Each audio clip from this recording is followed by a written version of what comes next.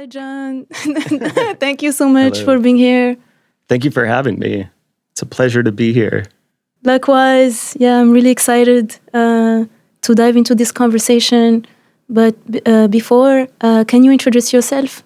Sure, I'm Jon Dieringer, and I'm the founder and I guess editor-in-chief of Screen Slate. And it's a website organization that I founded 15 years ago in 2011. And the original idea behind it was just to aggregate all the listings of independent and repertory film screenings and also media art and experimental film, artist-run film and video shows, just to kind of aggregate them all in one place and publish listings of them. And over time, the organization and the scope of what we do has just really snowballed kind of organically. Like I've never really stopped and made like a 5-year plan or anything like that. But just over time, I had friends who were like, hey, can I do like a guest write-up for the site? And then that turned into having regular contributors writing every day. So it kind of blossomed into a publication and became really active in film programming. And so we also do events. So Screen Slate kind of encompasses a lot of things at this point, but still kind of at the core of it is just covering, I guess, what I call like local moving image culture. So film, video, and being kind of like a guide to that. And because you launched it in 2011, so what made you want to start this project? Like, what prompted you to start Screen Slate?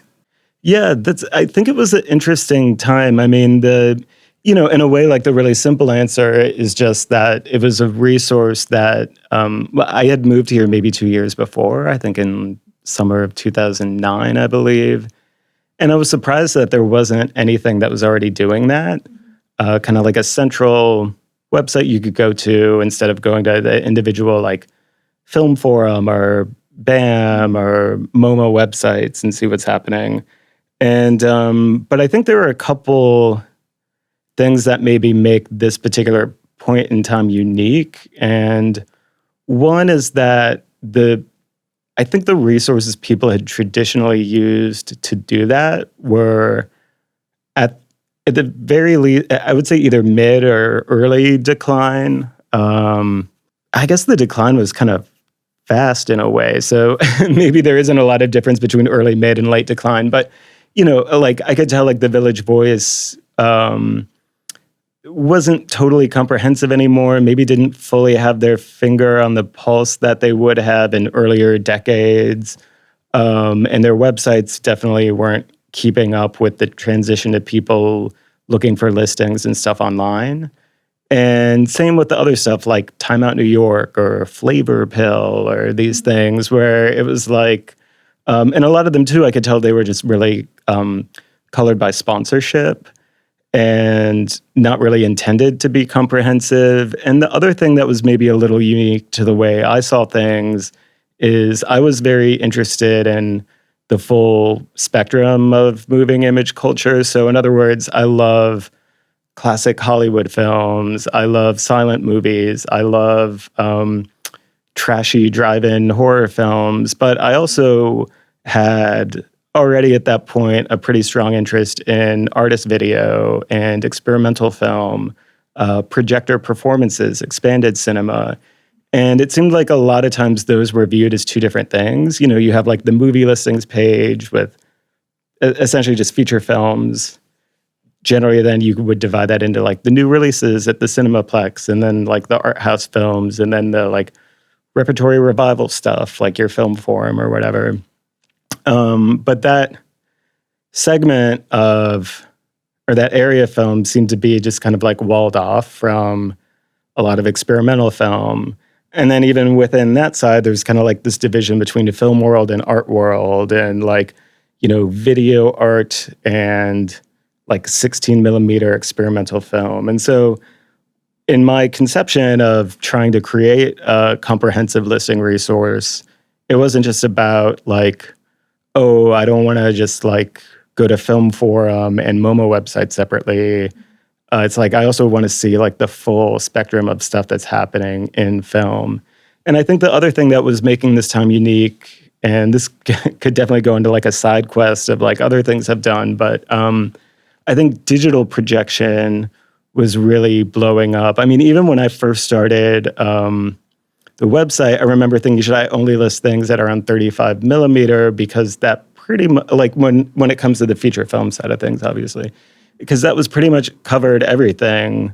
But now there's like a rapid digital sea change where now it would be absurd to like only do that and pretend to be comprehensive. You know, it's almost like a specialist thing to be like, my website only covers film screenings. But the flip side of that, so, you know, on one hand, it's like as someone who loves and studied media preservation and loves film, you know, analog photochemical film, that was kind of sad. But then the exciting side of that I was really engaged in is it kind of allowed a lot more micro cinemas to pop up, because all of a sudden it was like, honestly, the difference between like a HD projector you could buy for like $2,000 at B&H, like, to be totally honest, wasn't crazy different than like a $100,000 or $200,000 projector that they have at like Film Forum or something.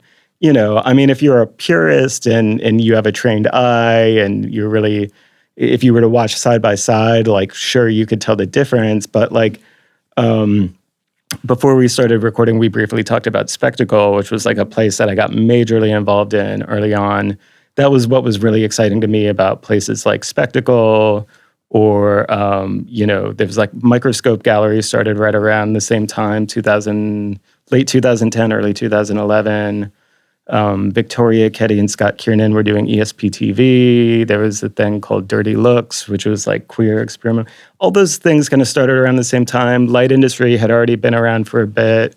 And there were other spaces before that. There was like Robert Beck Memorial Cinema, which Bradley Arrows and Brian Fry were doing. There was Galapagos. I mean, so I'm not trying to say like Spectacle and Microscope started this, but like, I think because of how accessible and like digital technology allowed kind of micro cinemas to proliferate in a different way around that time. And so I was really interested in that. So Screen Slate was really covering a lot of that stuff. And then just personally, I was getting involved in a lot of those spaces as like a programmer, going as an audience member.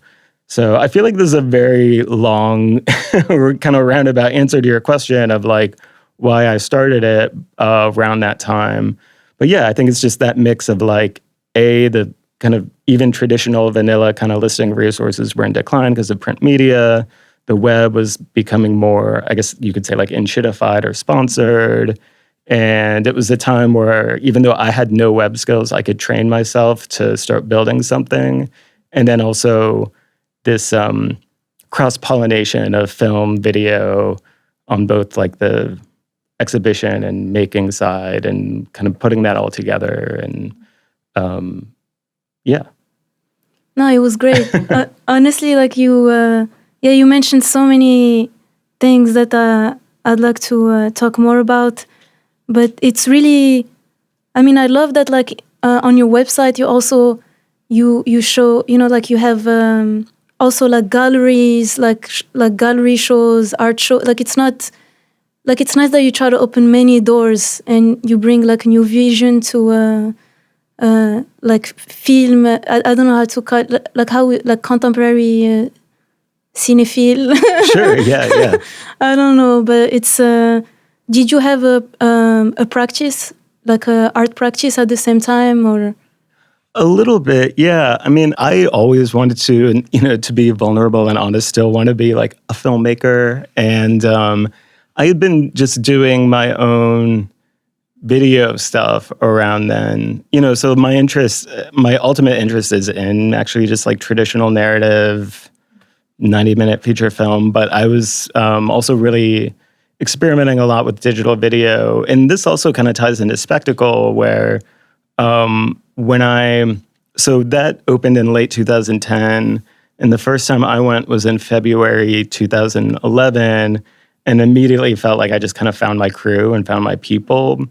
And one of the guys in particular, this guy Akiva Saunders, he was remixing a lot of films, and he did, the most famous thing he did is The Shining Backwards and Forwards, which he did with John Fell Ryan, where they took the movie The Shining, kind of lay it down on a timeline straight, double it, flip it, and superimpose it on top of itself. So it's playing forward and backwards at the same time, superimposed on itself.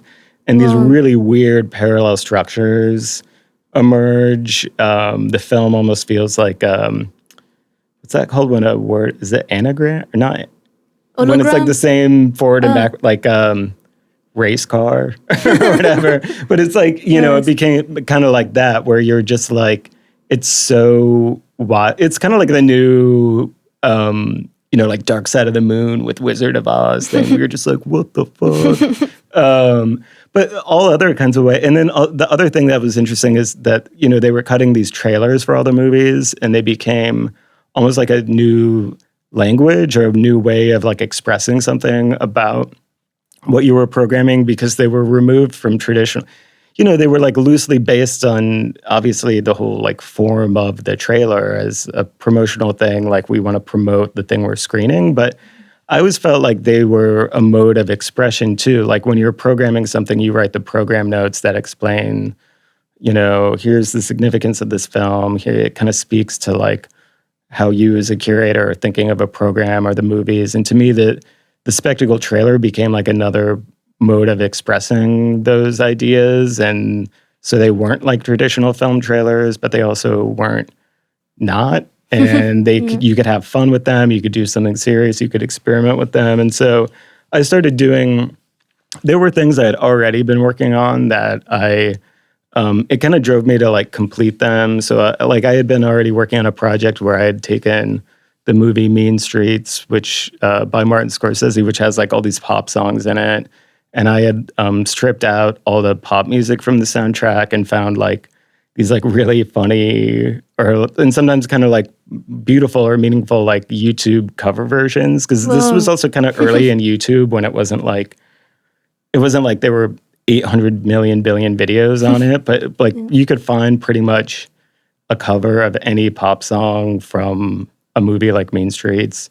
But to me, the way that movie had like that kind of, it opens with like Super 8 film and has this kind of like amateurish, also like early film kind of quality, and also the eclectic nature of the soundtrack, and the way that it was an early film in terms of that kind of like needle drop, quote unquote, type scoring, that I was interested in exploring that. So that was like one thing I did that I showed at Spectacle a bunch. There was like another one where I kind of like, my friend Patrick Dahl and I had like reassembled footage from all these Arnold Schwarzenegger movies into something that had like spatial and character continuity, kind of retelling like the master mythology of Arnold Schwarzenegger, which like his on-screen life mirrors his real life. So we showed that there, and then it showed at like PS1 and Squeaky Wheel Art Center and Museum of Arts and Design and some other places. And so, I think like both like Screen Slate and Spectacle did tie into stuff I was making as an artist. And then I think at a certain point, I mean, this is kind of sad, but I got like so busy with other shit, and it's just hard to like maintain that and prioritize. I guess the other thing I did a lot of too were things with 3D and like simulated, in some cases with glasses, like Anaglyph, the blue and red, and in other cases, glasses free. So like using Flickr to create 3D depth illusions without any kind of glasses or special projection. So like I worked with Akiva and Jeff on a version of The Shining Backwards and Forwards where one of the layers is in 3D.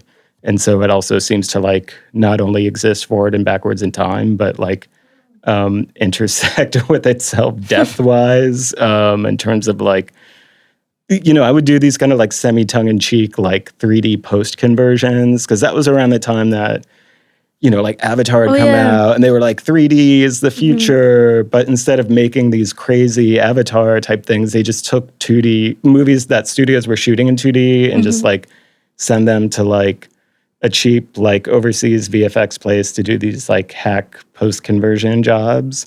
So I was like, well, why doesn't Spectacle do its own version of just like shitty After Effects, like 3D post-conversion? So like that's the kind of stuff I was doing as I guess you could say an artistic practice. But I don't know if, it's not like I like sold work or had a gallery or made $1 from doing it, Yeah, it's so interesting to hear you talk about that time, like to see, like did you see a divide between, filmmakers and video artists? Like I think now it's more blurred. Like, did you see a shift happen where you... Yeah,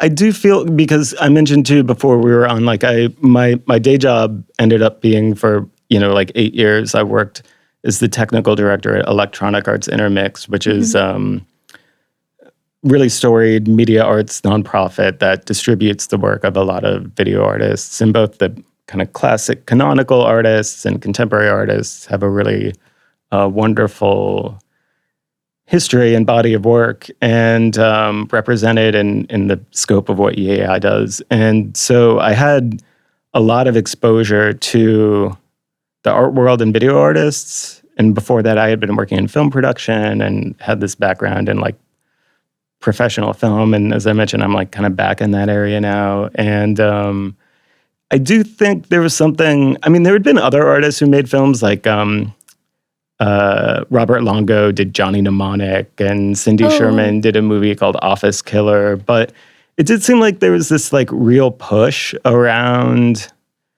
the mid 2010s that continues maybe even in a way to this day, of like video artists being like, I'm going to make a feature film. And maybe other, Steve McQueen is like obviously a major example of someone who is like really successful in the art world, and like Marion Goodman Gallery, and then like very successful in the film world with like winning an Oscar and stuff, and kind of has managed to like, firmly have a foot in both worlds and be successful at that. And I think other artists maybe, in a lot of cases, I would say probably kind of naively think like they can pull that off as well. But it's interesting, like some skills are kind of transferable, some are not. Both of those areas are full of bullshit in their own ways, And I think a lot of times artists are like, there's so much bullshit in the art world, I'm just going to make a feature film so I don't have to deal with art world bullshit. And it's like, well, you're kind of just dealing with a different flavor of bullshit, and vice versa, like, because, you've seen things like, I guess that was the opposite was true too in the mid 2010s, when it was like James Franco is like, I'm a performance artist, you know? Yeah. Or it's like all this stuff with like Marina Abramovic and Jay-Z, or like Shia LaBeouf being like, I remember he did a thing where he was like, I'm going to sit at Angelica and watch all my movies back to back as a performance art project. It was just like, okay, dude. Yeah. So yeah, there was this like weird like exchange between like film and art world. I would say kind of doofuses around that time, and yeah. But I think it's still. I still talk to artists who maybe want advice or perspective on what it takes to break through to the indie film world, or they start to make some steps in it and then realize maybe it's different than they thought, or it's more challenging in some ways. And it's just two different, to be honest, kind of often like rapacious and evil like zones, I guess. Yeah. Yeah. Like to go back to Screen Slate, it's so amazing that like you, like it's you build it largely yourself, and I'm curious about like what have you learned like from like building this, like for me, it's like it's an institution in a way, because it's like it helped so many. I mean, when I was a student, it helped me. It opened my horizons. Like that's how I discovered so many films, movies, but also shows, art shows. I met people thanks to Screen Slate. So I'm sure other people too, and other artists. And like, I'm curious about like what have you learned if someone comes? That's a good question. And first, thank you for saying that. I mean, it's really meaningful to hear that. And especially when you're working on like a website, you're just kind of in your own head, or like in your own, sitting at your computer, and like it's easy to like lose or not have perspective or something and feel like, I don't know why I'm doing this. So thanks for saying all of that. But no, I mean, I think one of the things I learned, because when you were saying, that I built this, I was also thinking, like, we've been doing a lot of work lately behind the scenes on the website and doing some new stuff. And like, for example, the current version of the website, like I didn't really build in the sense that like I didn't code it. I didn't write any of the code. Of course, I kind of manage and supervise and direct it. But I would say something I learned, because the first, I would say, year or two, it was literally just me, in the sense that I didn't even have any friends or connections or really know anyone. And so I was like taking web tutorials and learning Photoshop so I could like design a logo or try to make some kind of aesthetic decisions, and writing stuff, and just literally doing everything on my own. And so I think one of the first things I learned is understanding like your limitations and when it's good to like start bringing in other people. And it can be hard to, especially when it is kind of an obsessive, intense project, because it requires doing like updating every day. Sometimes delegating can be hard, because even if you're delegating like one tiny task, it may be a tiny task that has to happen every day, and it's still a big ask for someone, And but like, just figuring out, I think just like learning how to work and collaborate with other people. And, I tend to like be like, in a way, it's almost like a misguided sense of like, I wouldn't ask anyone to do something I wouldn't do. And also like, sometimes I feel bad about asking. So like, I'll just do it myself. But then you can kind of like burn out that way, So like figuring out like how to delegate in a way that feels like, I don't know, respectful of everyone, and also including like respectful of myself. And, so that's like an interesting lesson. And then I think,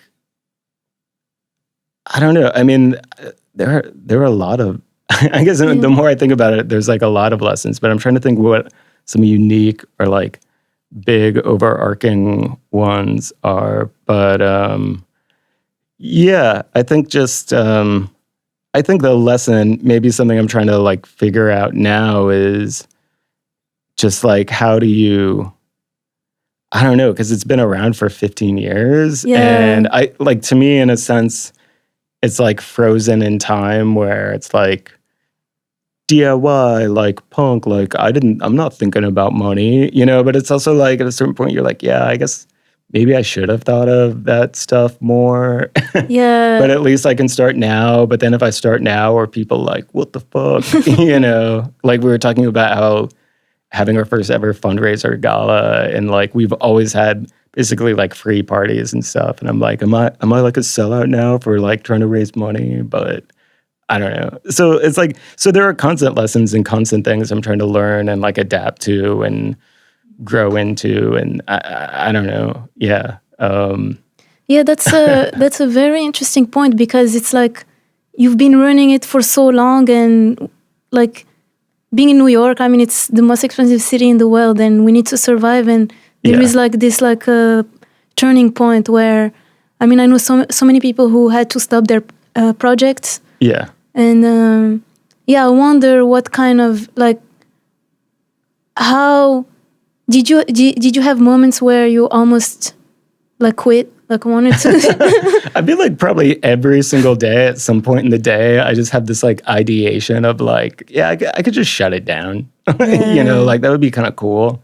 Like I could just, but I feel like it would be kind of funny. What I would be interested to Just know disappear. is like, yeah, if I just like shut it down like right now, like how long would I have like PTSD? Yeah. You know, like waking up like I gotta send the email. You know, like I gotta check my email and make sure I'm not. You know, like you know, it's become such a honestly huge amount of work, and it's such a daily part of my routine that it's just been probably like absorbed into my brain in a way where it's like, you know, almost like it would be probably this like phantom limb that would just be like sticking out of my brain for years, even if it stopped. Yeah, even like for people, I feel like I mean, there are a few newsletters that are, I mean, for me, they're like my go-to. Like as soon as I open my email, I check, okay, what's going on here? Yeah. And I'm sure many people would be like, oh no. Yeah. Especially when you have this like free service going on for so long and we take it for granted. Like we you know, you never know, like. Yeah. But you mentioned like having collaborators. So on the website, you also have like recurring contributors. Yeah. So yeah, how does that happen when like how do you invite someone to write on Screen Slate, or like how do you, because it's so difficult, because at the same time you need to like keep your, you know, like the name Screen Slate, like you need to keep the ethics of the projects. Yeah. Or maybe even like sort of standards of quality, not to be, you know, it's interesting. I mean, well, the way it started to involve collaborators, it was just super organic in the sense that when I started it, I was writing a little something every single day. And also there were only like 20 email subscribers or whatever. So it's very low stakes, but it allowed me to establish a pattern and improve my own writing. And so it was like enough audience that I had accountability to keep doing it every day, but not enough that it was like intimidating or whatever. And that was really helpful to me. But at a certain point, my childhood best friend,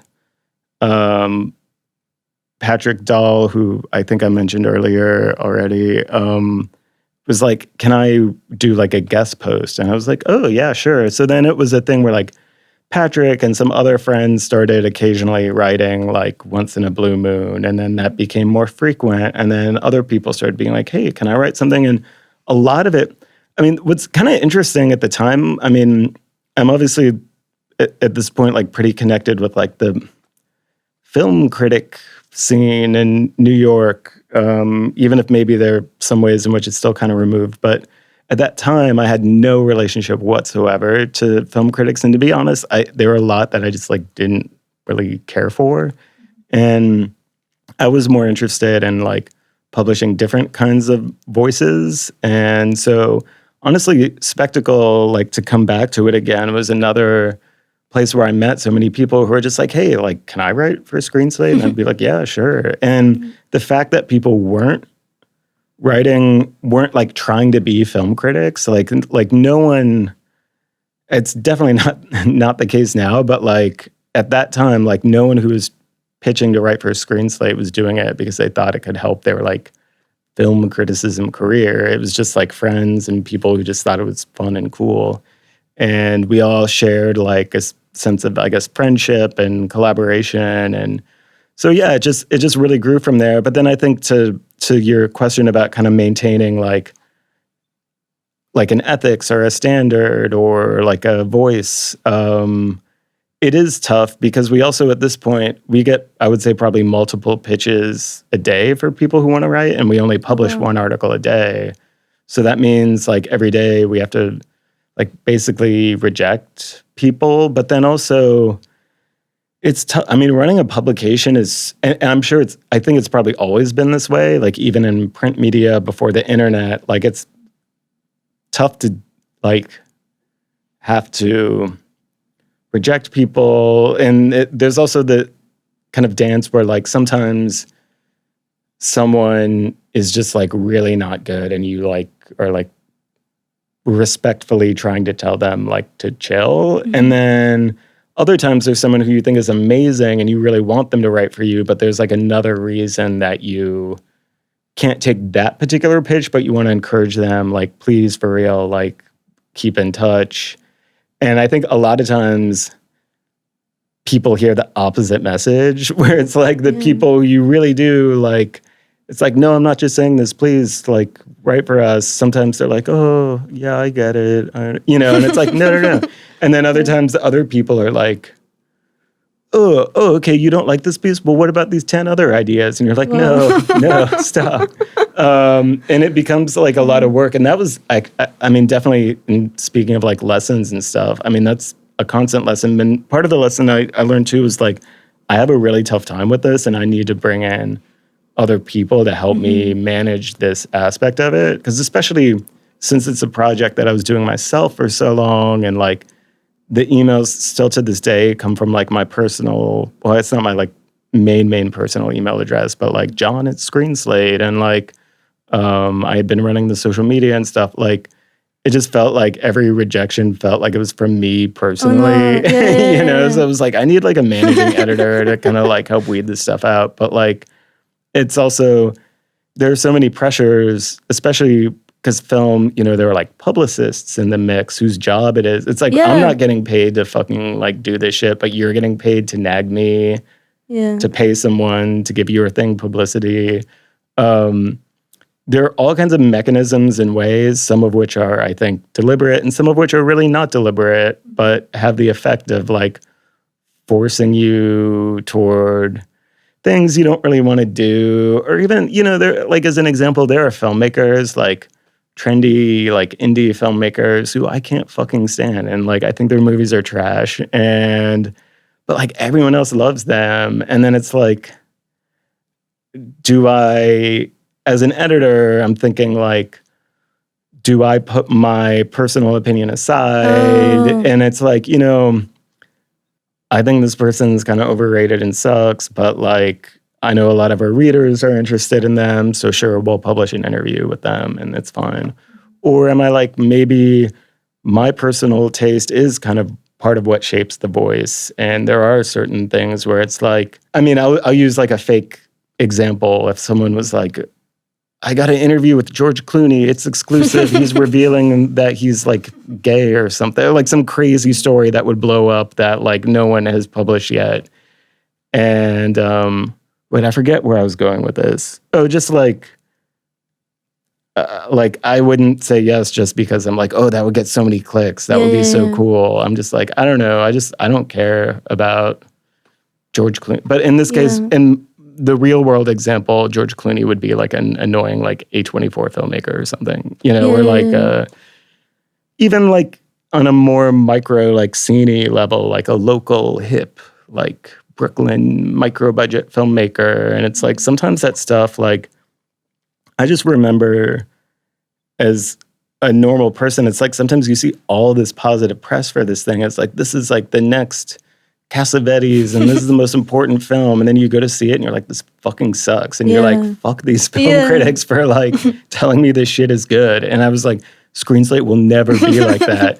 But then, I mean, when you're kind of in it, like you start to get those pressures because it's like everyone else is pitching to interview. And I'm not referencing one specific, it's not like I'm talking around a specific person this whole time. It's I'm speaking generally. But, it'll be like at a certain point, it's like, too, that the filmmaker knows, all these writers have been like, we keep pitching Screen Slate, but they're not like covering you. And then they're like, Screen Slate hates me. And it's like, I don't hate you as a person. I just like don't want to participate in this hype cycle for a thing that I don't think is that good. And then like normal ass people who aren't like addicted to film Twitter will go to this shit and be like, yeah, this sucks. Like, why does every film critic say this rocks? I don't know. I'm just rambling, non-specific now, but yeah. I mean, it's so similar to the music scene or art scene. I feel like also like with the rise of influencers, like the more following you have, like it's big. I mean, I'm sure, I don't know in the film scene how it is, but yeah, there's this like how do you say, sheep effect. Like when people think this person is the coolest person, everyone is just hyping each other. Yeah. And then on Instagram, it's I have a similar view. I think it's good to have, like, it's good with Screen Slate. You still have you're still part of the editorial, like you're still there, because like you could be hiring someone and then your vision starts to be diluted. And I think it's good that you still care. Yeah, and I try my best, and sometimes it's like, the other thing too, sometimes people are like really nice, and you're just like I feel bad. So okay, and I guess it's probably the same if you're booking a show. It's like if someone's like, this art, maybe it's like everyone loves this artist, but you think they're kind of whack, but also like they are really nice, and like, well, they do have a following, and I need someone else for the bill, and like they probably would be, okay, I'll put them on the bill, and then it just like that keeps perpetuating and the nice effect. I know, and it's like, I feel like my personality, I kind of veer hard between like, I'm always like, oh, I feel bad, I don't want to be me, and I'm really, and then other times I'm just like, man, fuck this person. It's like, I don't want to, I still just, to go back to what I was mentioning earlier, just always remember when I first moved here, it would be like, not to name, any specific filmmakers, but it would be like, this person is the next coming of Jesus as a Brooklyn filmmaker, and this is the best movie ever. And then you go to see it at like Cinema Village or Angelica or like a Micro Cinema or whatever, and you're just like, this sucks. Like, and I always felt burned, and I was like, Screen Slate will not do this. It's cool, but also I'm curious why now it's been 15 years. On your website, you mentioned it's no one full-time job. So why can't it be a full, like, what? How can you turn it into a, like? Do you think it could become? I mean, that would be cool. That's the thing. It's like, I would rather Screen Slate be my full-time job than something else. Or like most. I mean, there are definitely things I would rather do. It's my full-time job than like being paid $1 million to test new experimental ice cream flavors or something. That would be sick. But I don't know. I think there's maybe a couple things. I mean, like, it's definitely not immune to the effects that have made all film criticism and film resources challenging to do. I also think part of what makes it unique is, that whole crossing from like classic film to art house indie film to art world to experimental, like that lack of compartmentalization kind of doesn't put it in an easy lane. I mean, even from a nonprofit perspective, it's like, like I've talked to like big deep-pocketed funders who are like, yeah, we could, we really feel like Screen Slate is like aligned with a lot of our priorities, but like, what if we reconfigured it as like an incubator for critics of color or whatever? And you're like, well, the way that it's an incubator, quote unquote, for critics of color is we just like don't differentiate that. It's just, it's all in the mix, and we just do it, and it's just part of, and it's like, we're not trying to programatize it. And so it's like, if you don't fit in that lane in a nonprofit way, it can be tough. And then from like a commercial perspective, it's like, what is all this like experimental like art shit where like someone put like a contact mic on a whale and a GoPro and made an experimental documentary? Like, we don't give a shit about that stuff or whatever. And so it's like, I don't know. I think it's tough, but it's also, I think another challenge is for me when like even early on, it just became so much work so quick that I never got to stop to like plan. And I think in some ways, though, ironically, that's why it's existed for so long, like that momentum. But it's also like, something I'm increasingly, and for years at this point, like conscious of is just like, at some point you kind of do have to stop and plan. I guess it's another lesson, where it's like,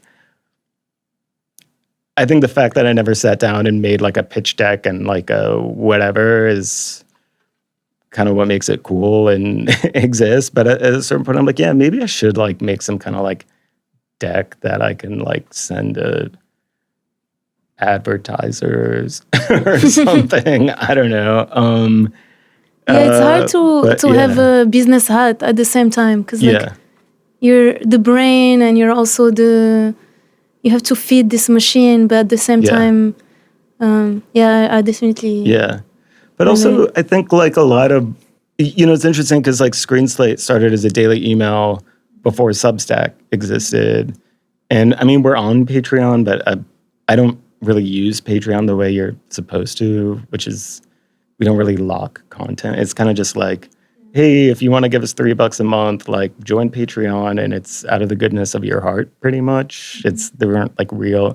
It's not like a podcast where we have like paywalled like episodes where it's like you have to, if you want to listen to the episode with Martin Scorsese, give us, So I don't know. I do feel like we probably could do more, I guess, I hate to say it, but like paywall-y stuff. But it's also like, I like to do these things because I think they're important and want to share them with people. But then it's also like the reality, I guess, is like, because like also with like Substack and stuff, it's become such an ingrained behavior. Like the platform is designed to make people want to give money to these newsletters. Yeah.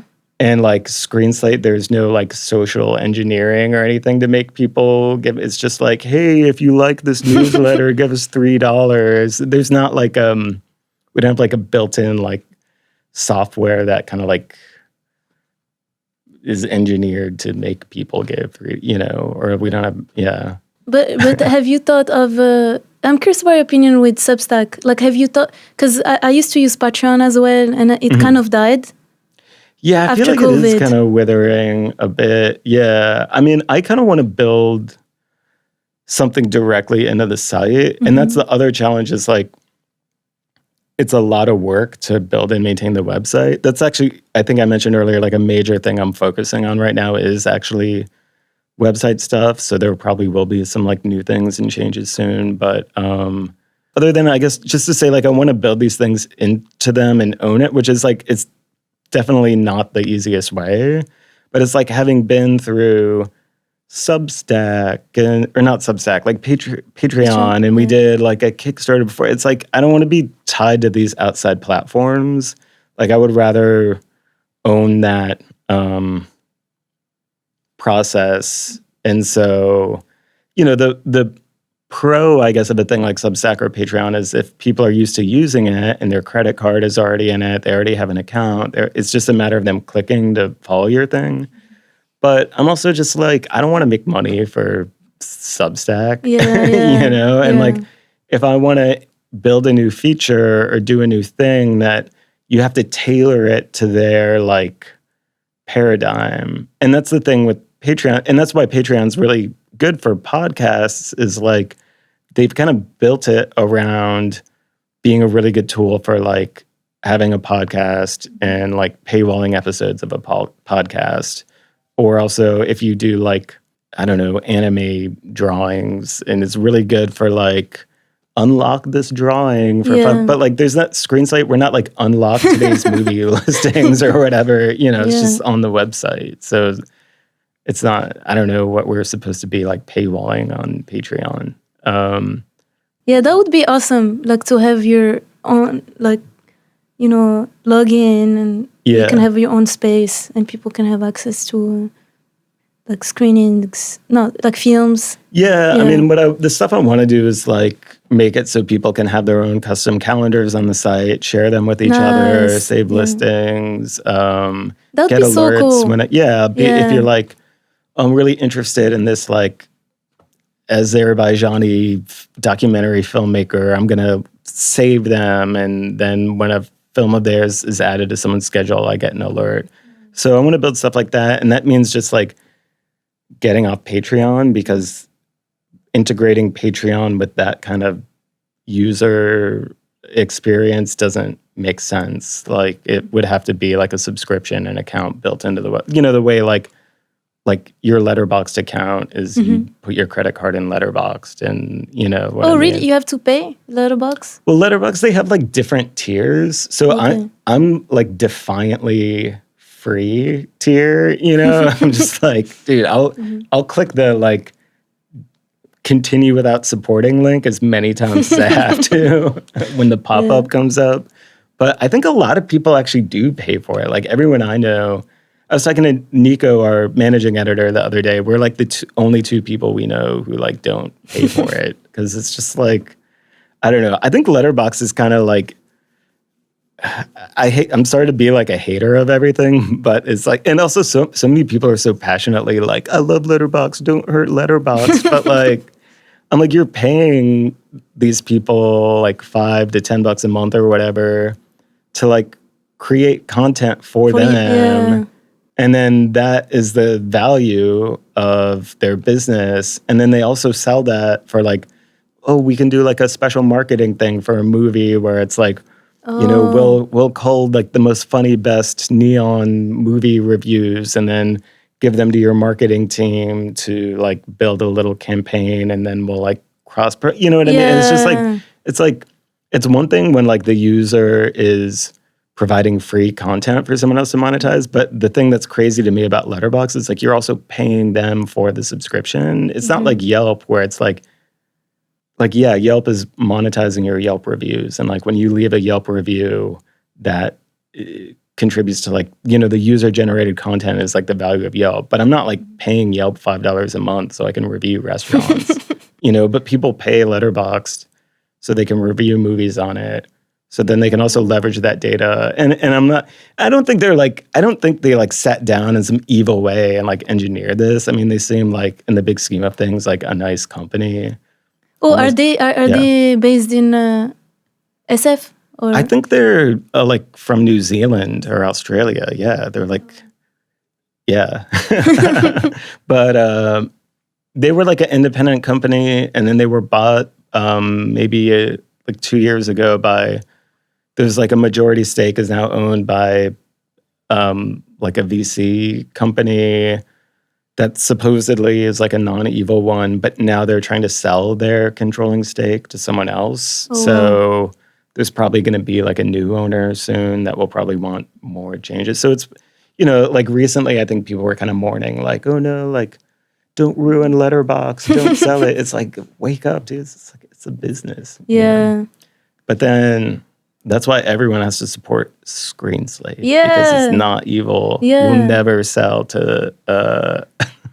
Yeah, it's funny how, like, I mean, we see it every day. Everything is about profit. Like, you see businesses, like, once they acquire cultural, you know, stuff. Yeah. They just push it to the, like, I don't know how to... It's like a vampire. They just extract all the life out of... Yeah, it's like like squeezing as much juice out of it. So it's like you take a business that's profitable and can totally continue to run as it is and make a profit and pay its workers and people can be comfortable.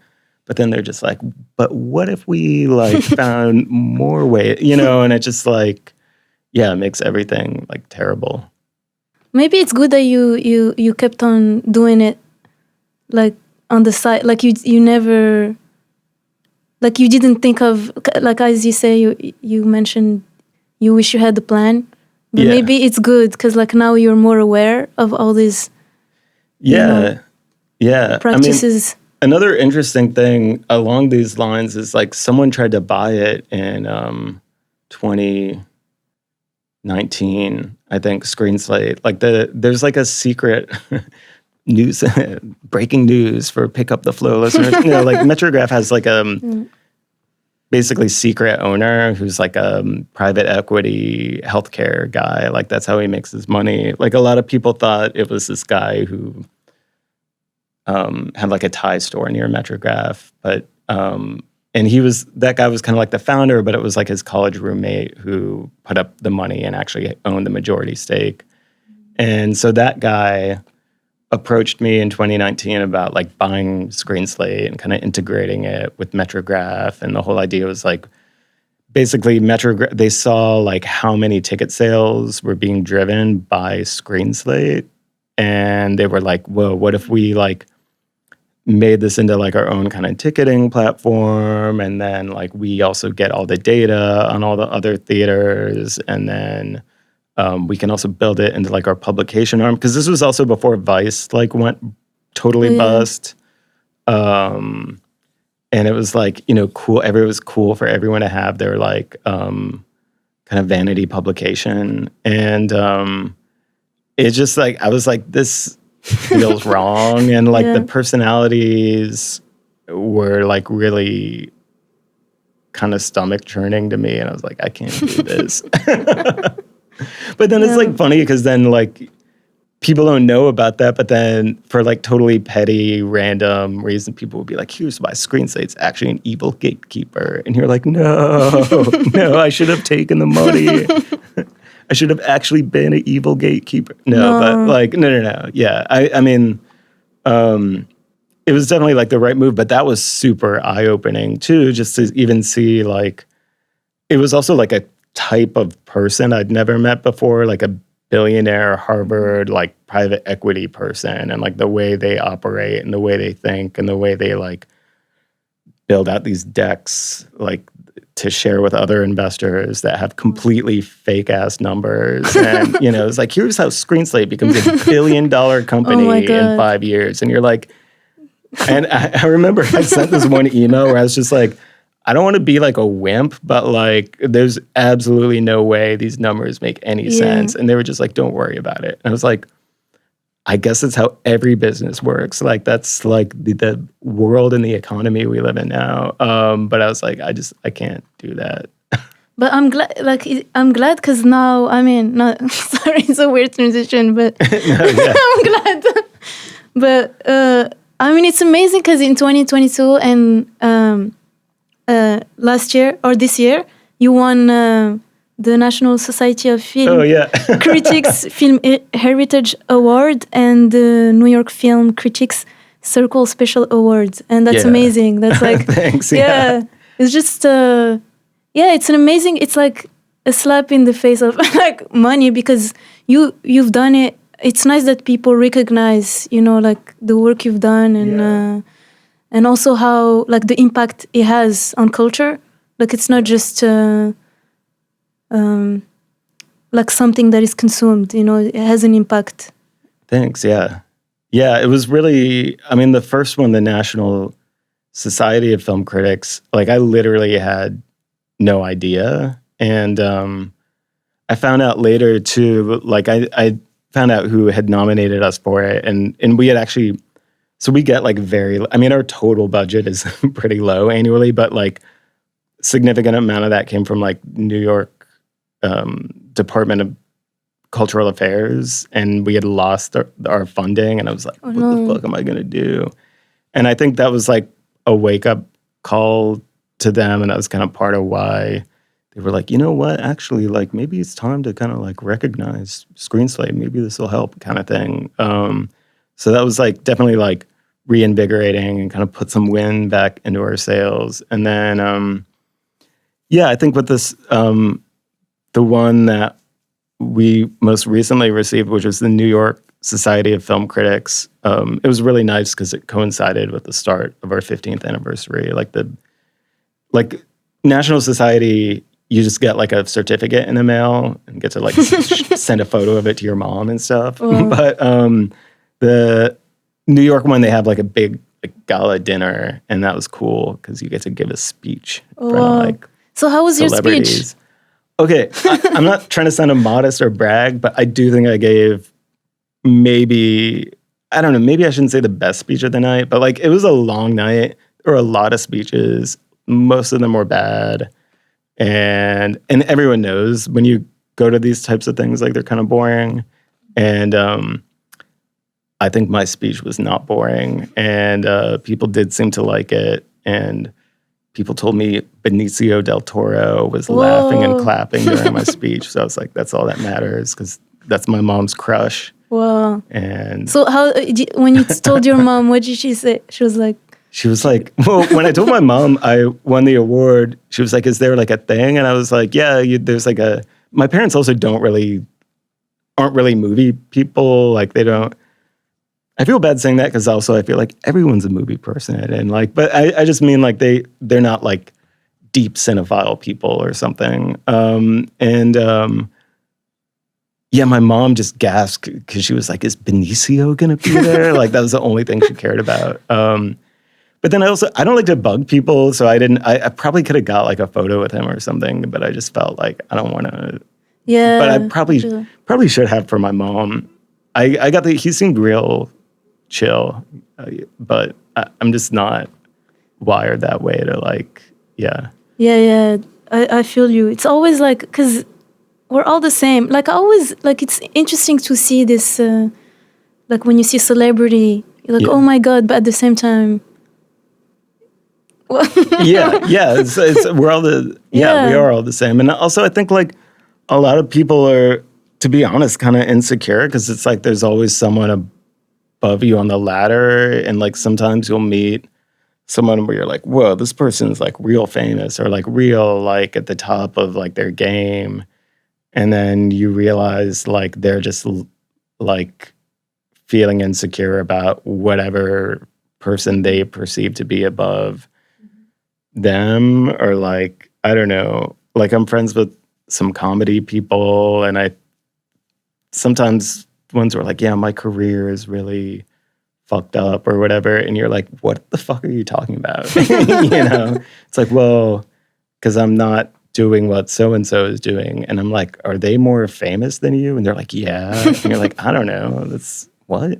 Like, I don't know. So it's people, I don't know. It's so true. We never know. Everyone's has their own neuroses and anxieties, and that's what makes everyone the same. And so that's just a very long-winded, roundabout way of saying, like, people should not be intimidated by celebrities. Yeah. They should be afraid of you. Yeah.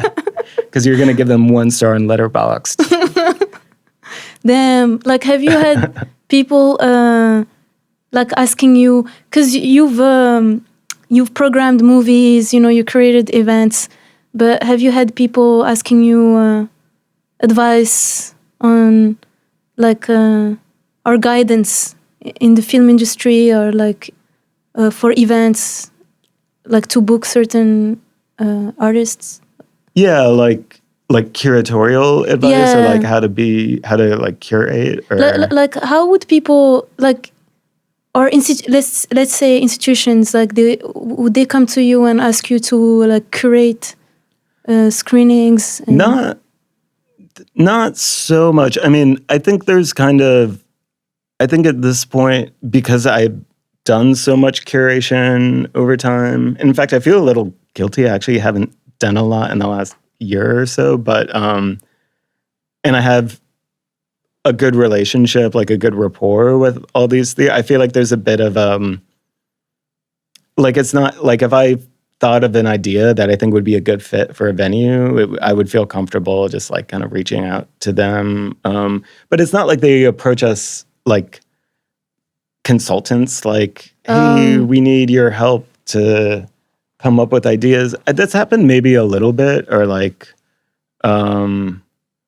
in some ways, but not necessarily. I mean, most of the theaters have their own curatorial and programmer staff, and I think they're typically good. Although I think some of them, particularly kind of like uptown Manhattan, feel like they're not getting. I feel like the film culture is blowing up, and like tons more people are going to these kinds of cinemas, but maybe some of them feel like they're a little left out. But it's also like people don't live there. Like I don't want to go. It's like if you live in Ridgewood and Low Cinema is open and you can go there, it's like even if something really cool is happening at Lincoln Center, it's like, do I want to like spend 90 minutes on the train both ways? So it's like 3 hours to watch a 90-minute movie, and I think just like a lot of the population of people who are participating in this boom actually are kind of young people who are priced out of certain areas. But that's I guess a bit of a tangent. I mean, people do ask, I guess, like, how do I have a career as like a film curator, a film programmer? And like, I'm a bad person to ask that because I'm like, I don't have a career as like a film curator, film programmer.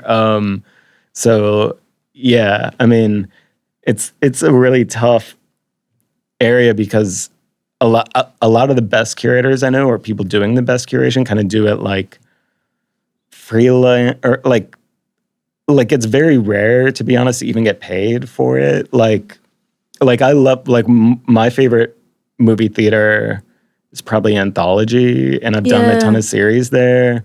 But like, I don't even ask like, hey, are you guys gonna pay? I'm just like, it's just understood. I'm like, yeah. And you know, like Roxy, I've done a lot of programming. Like, I don't like get paid, but you know, you get paid, and like, I don't pay to see movies there. Or like, they'll like give me a beer or something. You know what I mean? And I'm like, that's fine. But it is a little bit of a shame, and it's not at all like to like shame any of these places, but like, I do think, and this ties into a lot of other stuff, like curation, film programming is a skill. And even if it were just picking movies, I think picking movies is a skill, but also it is so much more than that. And you have to have like, it's partially like detective work, like understanding where to find prints or rights, knowing, if you don't know exactly where a thing is, knowing who you can ask, who can help you find it. It's about managing a lot of times like egos and relationships, especially if you're programming like kind of more like personal cinema or underground film, or maybe like a really great film that's been overlooked or lost. Sometimes directors or people involved in it have intense personal feelings about that you have to manage.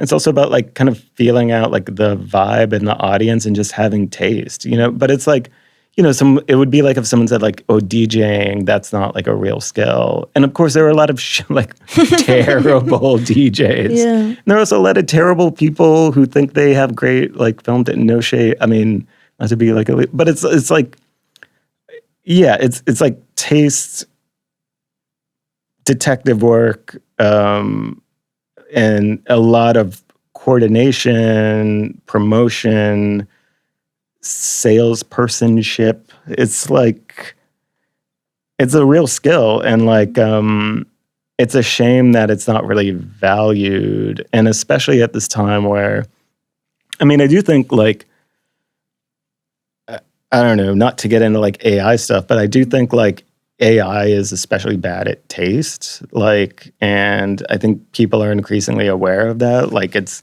things that is potentially good at, like, I don't know, solving, fucking like inventing new medicine or like coding or something, but it's not good at like taste and having real personality, or it's not going to like show up and like introduce a screening. So, yeah, I think it's a skill that should be like valued a little more. But it's not really like a paid thing. But then the other thing, though, the flip side is like the few people that have that job, some of them are grossly overpaid, in my opinion. Like if you're like a chief curator at like a major nonprofit, like you might be making like $300,000. Yeah. What? Whoa. And then emailing Screen Slate and being like, hey, notice you haven't covered our films in a while. Any way you can show some love to the series? Oh my God. Yeah. So I'm curious, like you mentioned Anthology Film Archives, like was there one screening experience that you'll never forget? Interesting. Like there or just in general? That you were part of. I mean, my favorite screening experience ever probably, well, I guess I have a lot, but like there was one when I lived in Los Angeles for a summer. This is before I started Screen Slate, and I went to see this movie called Night in the City, which is definitely one of my favorite movies. And it's sort of like, if you haven't seen it, maybe a reference point, but it's from the 1940s, and it's about this guy who's like a schemer and a hustler, and he keeps getting more and more over his head. And it kind of eventually spirals out into this like kind of bombastic way. So like if you've seen like, like Uncut Gems or something, it's kind of like that type of energy, but in the 1940s where it's just like this hustler guy. And anyway, it builds up to he's trying to do this like scheme involving wrestling, and it builds up to this like really, really intense like wrestling match. And it's like the photographed and shot in this really like raw kind of way, especially for the time, and there's no music. And it's just like builds to this incredible climax where it's like not only is like this guy like dying in the ring, but you also understand like every single scheme that this main character has put in place is now going to fall apart as a result. And like as this moment happens, like right when it happens, there was like an earthquake and like the theater's shaking. And it's like, again, it's like a moment where like the sound cuts out in the film, and it's just like the like you could hear a pin drop and there's an earthquake, and that was super sick. And also made me appreciate the value of like expanded cinema, but also like chance and coincidence and the way like these things can play into a viewing experience and make it unique. And like, yeah, so that was super cool. And I don't know. I mean, I guess along the lines of expanded cinema, like Bradley Arrows, if you know him, who's always at Anthology. If you don't know the names, the tall goth gentleman with a hat. I mean, he is another person, kind of like Akiva at Spectacle, who really like opened my eyes to expanded cinema, projector performance, stuff like that. Ken Jacobs, like his stuff, thinking about interactions between frames and the eyeball and perception, and how you can create these ways of like pulling film apart into its constituent parts and reassembling it in ways that make you see it differently, anything like that. Trying to think of other like specific screenings where I was just like, this is fucking crazy. Or recently I did one thing that was crazy. I showed this movie called Anguish, which I've shown like many times, but I guess this is maybe a couple years ago at this point, at like Roxy Cinema in New York. And it's this whole movie where it's almost like a Russian doll of like films within a film, within movie theaters. And the movie's really brilliant in the way that it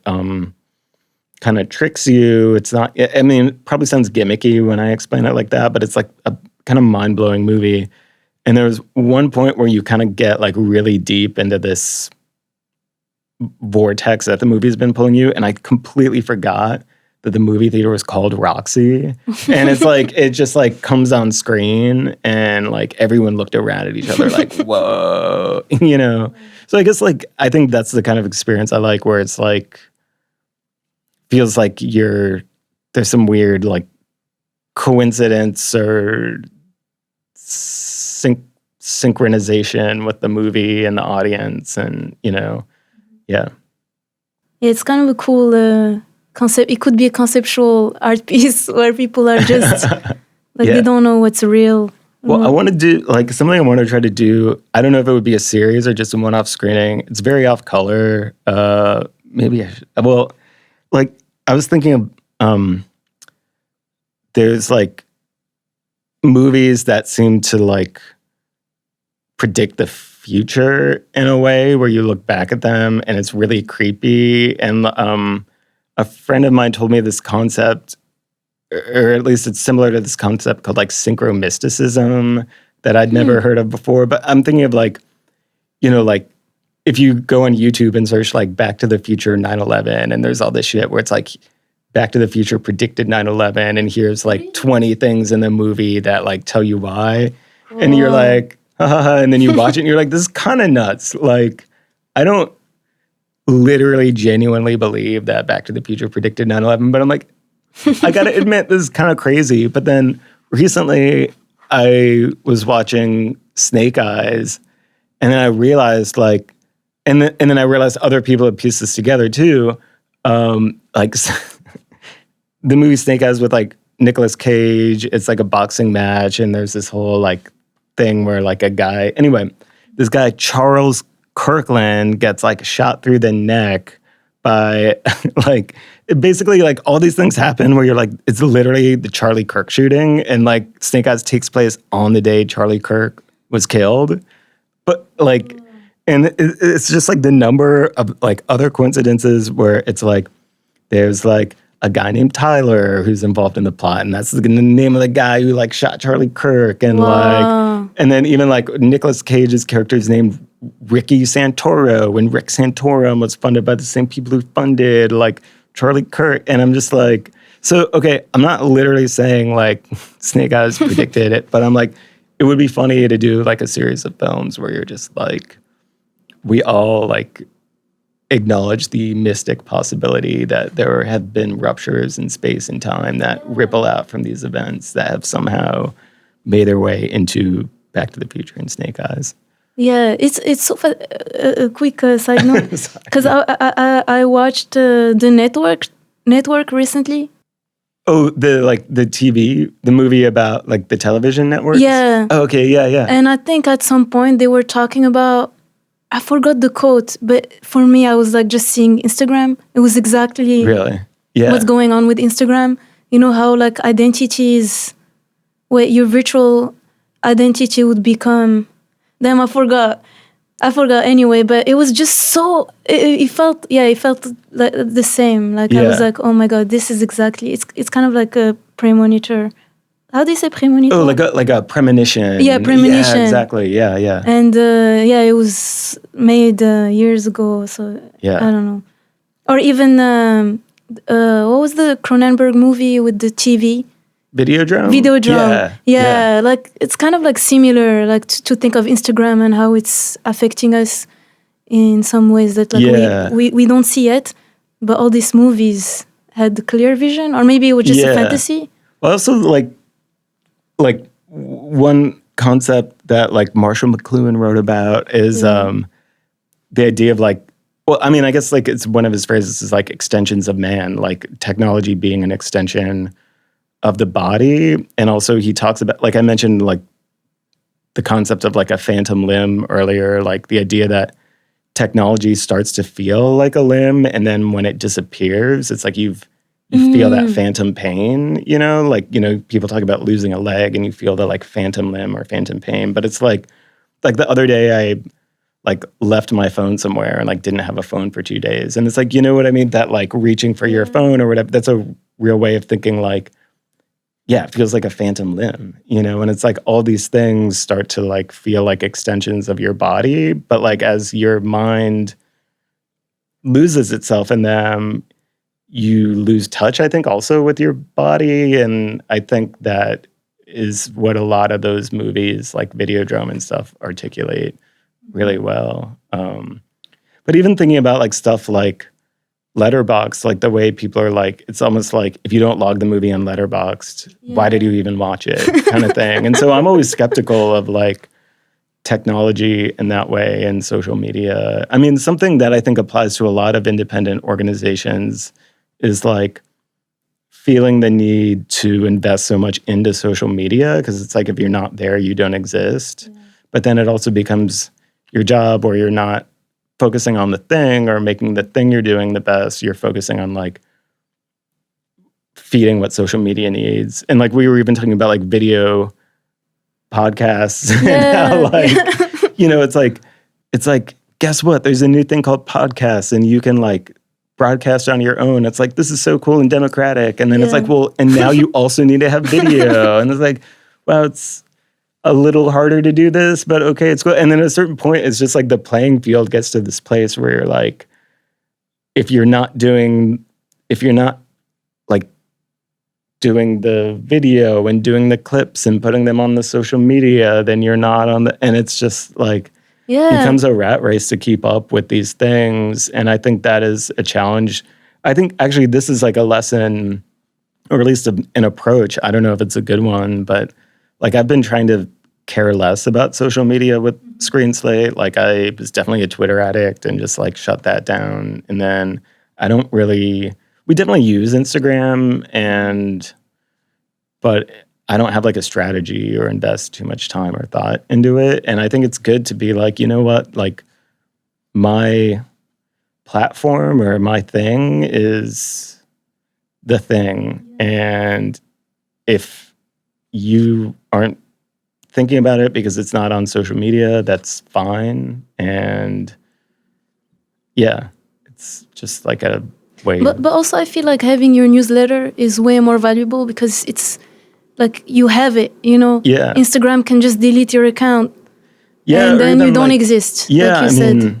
Twitter, I think, is a great example where like, I had a pretty big following and a lot of engagement on there. And it was, I feel like to some people, it was almost like Screen Slate's like a Twitter account that does other shit, you know? And like, and when you saw like Elon Musk buying it and then it just getting so shitty, and then like, it's crazy to me that like, and even crazy how long I stuck around, like how bad a thing can get while you still stick there. But it just goes to show like you can invest, like if you build yourself around these things, like that's all, they also become vulnerabilities for you. And like, I think too, with like the recent like Trump inauguration, when he was getting like sworn in and like sitting right behind him, it was like every single social media person. It was like Mark Zuckerberg, Elon Musk, who owns Twitter. Now, like the Ellison family owns TikTok, and it was just like every single one of these platforms is like in the pocket of this government, and you can't trust any of them, especially now with like AI reading shit. Not to sound like tinfoil hat, but like, yeah, it's just like, I think, but I think that's also part of like the long game of trying not to invest too heavily in other platforms and just focusing on making and running to the best that I can, like my own thing, which, and by my own thing, I mean like all the people who are working on it, all the people who read it. Yeah. But just like a truly independent thing. Yeah. And before my last question, I wanted to ask you what keeps you excited about the movies now and the film, or independent film media, like of what's going on in New York. I don't know. There's always new people popping up, and I find that really exciting because I remember being a new person who popped up. And there's just always characters, you know? And it's like one day you're just like, who the fuck is that person? And then like over the course of another year or two, you're just like, this person's part of my life now. You know, like, because they go to every single movie. And for better or worse, sometimes. Yeah, but it's, yeah, I think just seeing... I mean, one thing that I thought was really cool that's been a couple years at this point is just like theater workers unionizing, like organizing, and pretty much every cinema, like, you know, I'm not talking about like tiny micro cinemas, but like pretty much every cinema has a union now. And I think like a lot of and it was really driven by like workers, you know, and there weren't, it's not like there was some kind of coordinated effort, but I think a lot of them coordinated among themselves. And I'm sure a lot of administrators aren't totally happy about that, but it's like, you know, I think the cost of living is crazy, and people who work at these institutions actually love them and want to be able to continue working there. And so I think that was really cool, like seeing that organizing. And then there's like cultural activity around theater workers. So like one great example of that is there's like a zine called Cashiers Do Cinema, which is it's basically like an underground comic zine that's all edited by and contributed to by film workers, but particularly like cinema workers. And yeah, I think it's become like a nice locus of community and like identity, both the sense of identity among film workers, but also like local identity as like a film scene, because it's very New York. Not that I don't think it's meant to be exclusive to New York, but yeah, it's just like a New York thing. And So it's like projects like that. And there's always new micro cinemas and screening series popping up. And it's funny too, because like I always had a chip on my shoulder doing spectacle, especially like the early years, like truly no one of any, I guess you could say like significance or like repute, like gave a shit about it. And even like young film critics, I think, kind of turned their nose at it and didn't take it seriously. And, but now I'm always worried. I'm like, what if I've become that person? Like, what if I'm like ignoring the thing? And like, yeah. And so I always hope, I mean, that's another challenge of Screen Slate is like, as it's been around for so long, or people maybe kind of see it as an institution, like making sure that it feels accessible, because the whole point of it isn't to like the whole point of it isn't to like market MoMA screenings or whatever. It's to be like, hey, if you're interested in this film culture, like you need to make sure you're also seeing all these listings together of like more, again, like micro cinema, DIY, pop-up things. And so I always like want to make sure that people feel that it's like accessible and meant to be there to be like an ally and be a thing, and it's not meant to be like thing that's like in the pocket of big nonprofit repertory cinema. You know, it's like and you know, I think a lot of that is just like being out and going out and stuff. But it's also, again, like, because I started it when I was 25, so now I'm like a 40-year-old man, and I'm like, is it weird to be like, hey kid, you know, like that kind of thing. But yeah, I don't know. Hopefully Screen Slate stays fresh, but definitely there's like all kinds of cool, like just like new people cycling in, doing interesting projects from both like publishing, programming, exhibition, filmmaking. So it's just always exciting, and that's what's cool about New York, you know. And what's next for you and Screen Slate? Well, we're completely losing touch with the people and doing a big gala benefit fundraiser. But that's like the big thing that's been like, oh my God, like I want to, yeah. So once that's done, which I'll be very happy about, it's going to be fun. It's going to be really great. I mean, like a lot of people have come together to do it in ways that I didn't expect, and I'm like, wow, this is kind of crazy, and really, really nice. And so what will it be at the gala? Like it's. I mean, it's basically going to be like a party, you know, where we're not doing like a sit down dinner with tables and stuff, but you know, it won't be as formal as like a triple canopy gala or like the kitchen gala, but like, you know, it won't not be like that. We're trying to not have a lot of speeches. I think people will have fun. And yeah, so then we're doing that. And then I don't know. I mean, I definitely want to do more programming because it's been a minute. Like I've really enjoyed and been proud of like series we've done, and we usually do 1 or 2 a year. And I can't remember the most recent one we did, so it's definitely time to do another one. But I always try to like feel the zeitgeist and like see into the future. And like we did one on like ufology, like UFO research, and then it was like a year later, all that UFO shit happened. Whoa. Remember? And then like, I'm trying to think of other ones. I just feel like anytime we do a film series, or like we did one called Kill Your Landlord, which was all about like movies about people killing landlords, because I fucking hate landlords. And sorry for dropping an F-bomb on your podcast, but then I feel like when Zoran was elected, I was like, yeah, like we were early to tap into the like cost of living housing, you know. But yeah, it's just like, I think try to like feel the pulse. But I don't know, I feel like a little off right now. I'm like, I don't have actually like, you're tuning.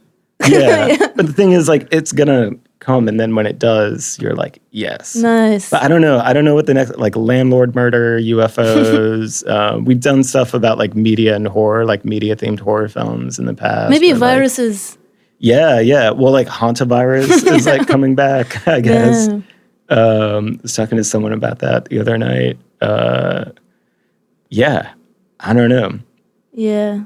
But it's, the inspiration will strike, and we'll do, I'm sure, something by the end of the year. And then maybe we'll figure out how to actually like make money to like pay people, and that'll be the next step. But I don't know. Yeah. But I think what you do, like helping connect artists with opportunities, is really important, and like, yeah, it's such a valuable resource. Oh, thank you. Yeah, everyone should be eternally grateful to you. Yeah. No. I feel like it's, I think New York is so inspiring because everyone has like bring their vision into the spot, and we're all living, like it's crazy, like we're all living the same time. Like it's hard to, like you're doing Screen Slate. I mean, I have so many friends doing other projects, and we're all, I think it's inspiring in a way to all be in the vicinity of each other. Yeah. And also having vision and having like a dream. Yeah. Like an idea, like we think of alternate realities. Yeah. Like it's nice to dream a little bit and not just go and just go on with this life. Yeah. I think a thing I find really exciting here, there's like an energy here that I didn't necessarily feel, because I lived in like Pittsburgh, which I really liked, and Chicago and LA. I mean, I liked all those cities except LA, but like something I like about New York is like when people have like a project or a thing they're really into, it can be fun to just be like, what are ways like it would make sense for us to collaborate together, and we can collaborate. Or even like with like the gala, for instance, it was like Chrissy's Pizza, like the guy who started it and runs it has like a lot of connections with like music and noise and film people, and it was like, how like this just feels like a right fit because of, I don't know, energy or vibe reasons or whatever. But it's like, if I had a friend who like made yo-yos, it would be like, why don't we do like a yo-yo film series or like a Screen Slate yo-yo or whatever. And I think in general, just people here with different projects, it's really fun when you just find ways that like, it's like, we're really into these things and we're really into the fact that each other are into these things. And like, it would be really fun to work together on something. And that drives a lot of like interesting stuff that happens here. And mutations. Mutations. Yeah. And it's like, I think that's really fun. And so that's what I feel blessed in part about Screen Slate, is it's like almost like a platform or like an excuse or a reason to like reach out to or work with other people doing interesting things, and just form different kinds of collaborations through that. So, yeah. Well, thank you so much, Jon. This was fun. Yeah, thanks for having me on. I'm glad we've been talking about it for a long time. Yeah. Finally made it happen. Yeah, and it's so nice. It's crazy that it was like the timing with like the 15 years and also like everything. And thank you, Ryan, for helping us record and being here, inviting us in your studio. And